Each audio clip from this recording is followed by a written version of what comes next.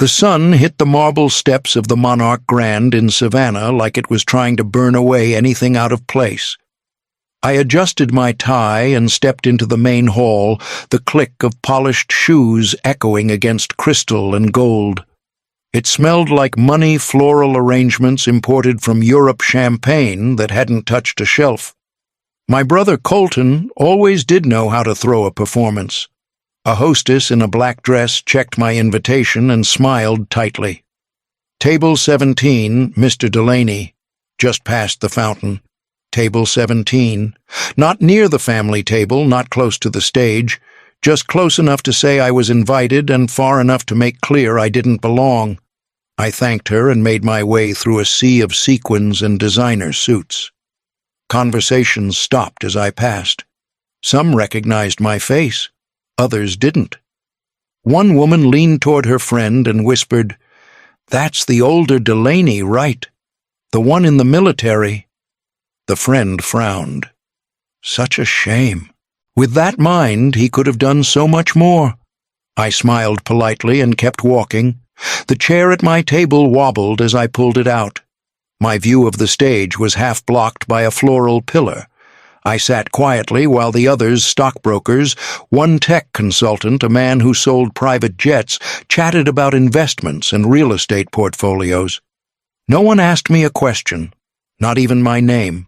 Across the room, Colton stood next to his bride, radiant in her designer gown.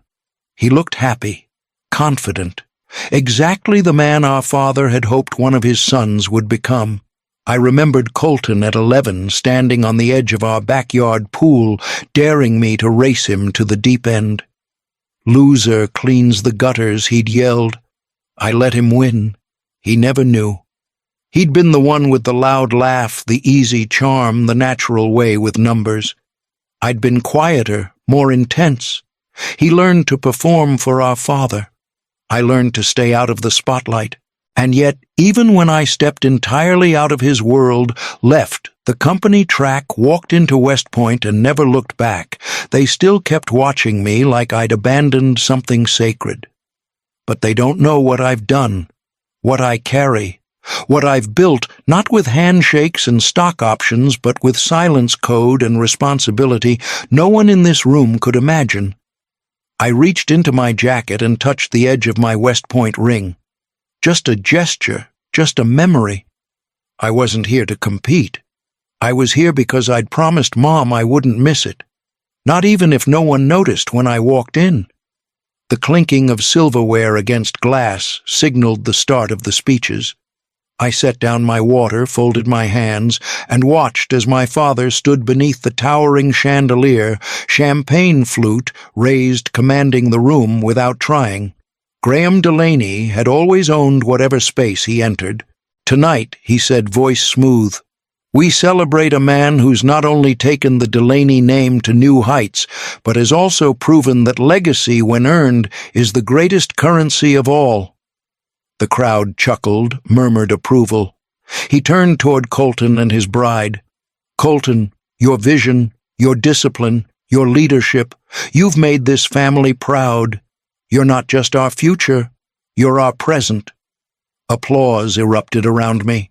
I raised my glass like everyone else. Not a word about his eldest son, not even a glance. I lowered my glass, slowly already used to being edited out of the narrative. 10 minutes later, just as the cake was being rolled in, I felt a firm hand on my shoulder. "Permission to say you clean up well, sir," came the familiar voice. I turned to see Colonel Everett Chambers' Ghost Grid 3rd Deployment. He snapped a sharp salute. "Major General Delaney, it's good to see you." A few nearby heads turned. Some froze mid-bite. A woman from an adjacent table narrowed her eyes. "You're a general," she asked more to herself than me. I smiled, shook Everett's hand. "Enjoy the cake, Colonel." He winked. "Enjoy the family politics, sir." As he walked off, the murmurs began. "General, that can't be right. Since when?" But the noise quieted soon enough.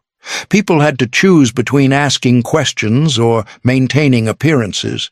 Appearances always won. That night I drove back to the Delaney estate, a sprawling mansion framed by manicured hedges and security gates like a fortress. Inside, the silence felt curated, polished, like everything else in my parents' world. The next morning I arrived to breakfast already set. My father sat with the paper folded open, his coffee untouched. My mother served eggs with a distant smile. Graham looked up, scanning me without expression. Still chasing uniforms, he said finally, "While your brother runs contracts worth more than most states' budgets." I didn't respond. I reached for my orange juice instead. He turned another page of the paper. "You know we still have openings. The company could use someone with discipline provided you're ready to grow out of this phase." I pushed my plate away, gently, stood, and left the room. In my suitcase upstairs, a red tab peeked from a classified file, Project Sentinel Vault.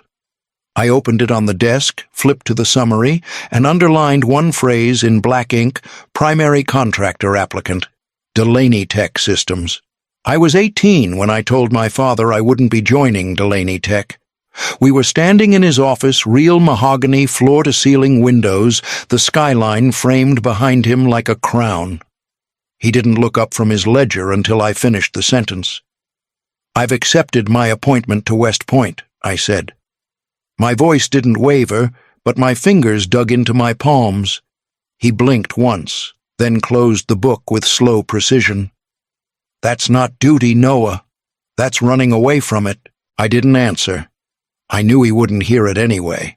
Colton was sitting on the arm of the leather sofa behind me, half listening. He gave a shrug and grinned. "If you want to play war, go ahead. Just don't expect to come back and run ops after you get bored." I walked out of that room and never once considered turning back. At West Point, I learned how to suffer in silence, learned how to code in blackout conditions, how to brief a general in 20 seconds flat, how to lead without demanding. I became fluent in discipline. By the time I was 27, I was running my first overseas operation. At 33, I was in charge of counter-infiltration protocol for the Army's cyber division. At 36, I was standing beside NATO brass, receiving a medal for a digital defense program that quietly prevented a billion-dollar breach. The press was invited. I sent invitations to my family anyway. I told myself it was about inclusion. It was also about hope. They never came. Not a reply. Not a card. Not a message. Just silence, clean and final. A year later, when I visited home briefly between deployments, I found the envelope with the medal photo still unopened on my mother's kitchen counter. When I mentioned it, she smiled politely. "Oh," she said. I wasn't sure what to do with it. The uniform clashes a little with the kitchen's color palette. I laughed because the only alternative was rage. She offered me tea in china that had never seen the inside of a dishwasher. I declined. The wound wasn't from rejection. Rejection has volume. It shouts. What hurt more was the quiet being edited out of their version of who counted, who mattered, who got framed on the wall. That was when I started saving everything: emails, contracts, mission logs. Not because I needed to prove myself, but because one day they would need me, and they wouldn't see it coming. The hallway near the staircase hadn't changed since I left. Same cream-colored walls, same recessed lighting, same antique console table with a vase that never held real flowers. But what caught the eye, what had always been the centerpiece, was the photo wall. Framed memories hung in curated balance, each one larger than the last. Colton at his Wharton graduation, arms raised with a proud smirk. Colton on the cover of Business Monthly's Top Under 35. Our father shaking hands with a senator at a tech summit.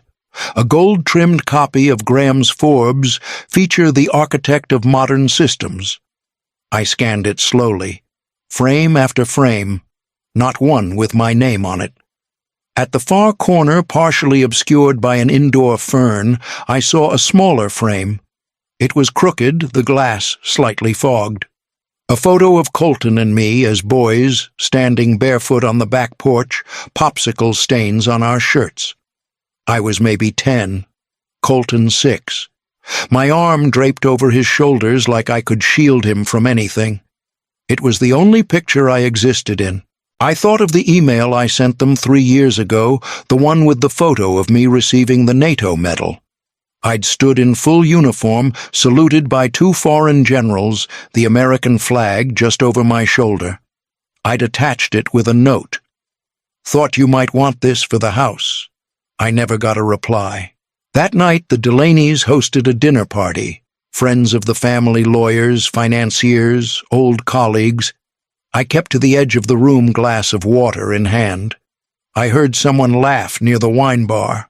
"Noah. Didn't he choose the army over the company?" Another voice chimed in. "Gave up his seat at the Empire to polish boots. Some people don't know value when it's handed to them." My father chuckled, not unkindly, but clearly. "Well, not every Delaney has to be a builder. Some prefer to salute the builders." More laughter. Someone raised a glass. I didn't say anything. I never do in rooms like that. Instead, I slipped upstairs, sat on the edge of the guest bed, and pulled the Sentinel Vault file from my bag. I opened to page 7 and reread the section on projected compliance. Delaney Tech had submitted a bid 6 months ago. I'd flagged it twice. In 1 week, I'd be reviewing it in full. Not as a son, not as a brother, but as the final signatory on the contract.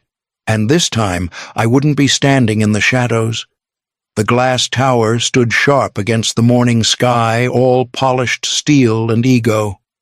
I stepped out of the car, buttoned my jacket, and adjusted the weight of the dress uniform on my shoulders. The ribbons, the insignia, the stars, none of it was for show. It was armor, built from silence, earned one classified decision at a time. Inside the lobby, the receptionist looked up, eyes widening.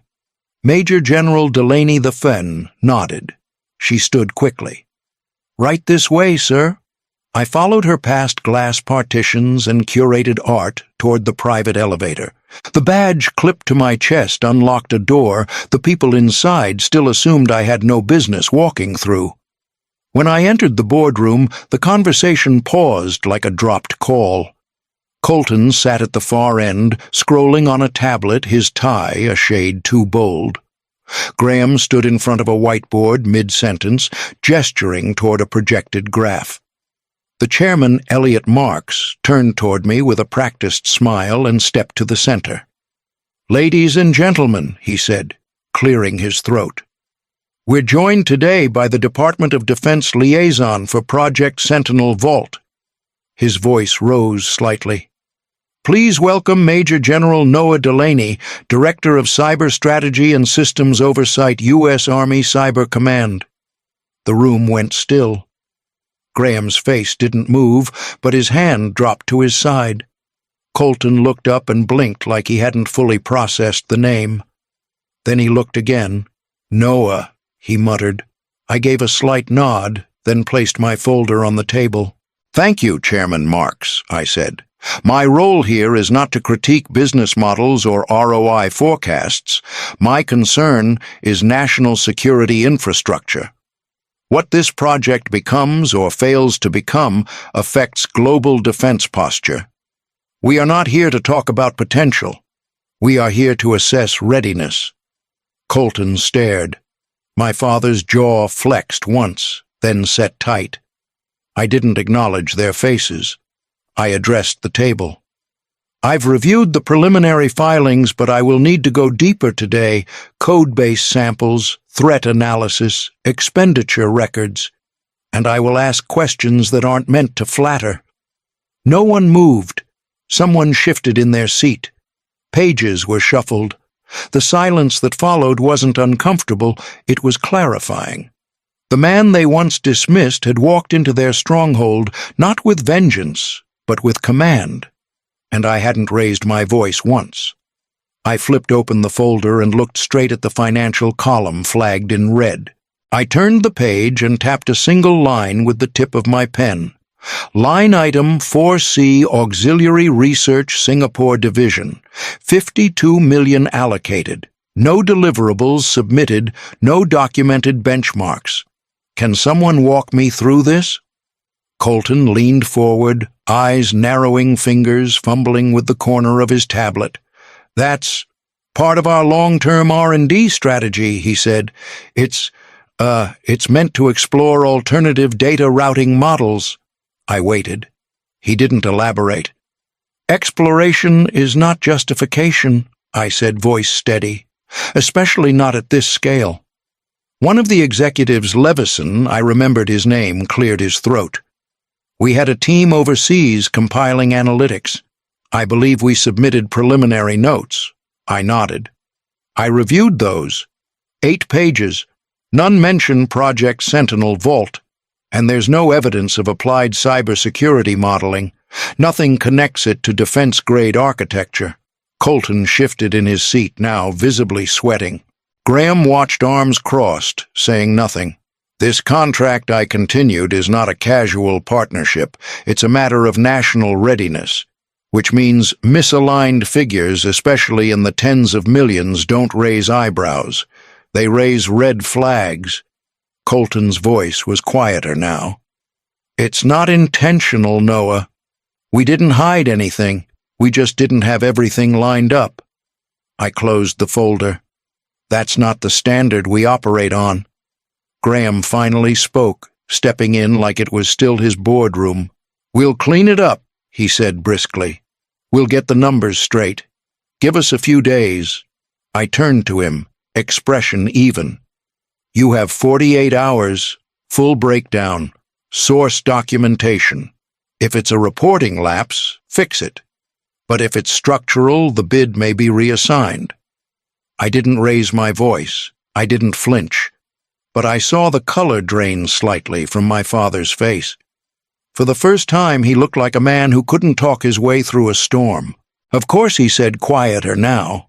As the room nodded and the meeting resumed, I kept my focus on the documents, but the undercurrent wasn't hard to feel. Some whispered, others took notes with trembling hands.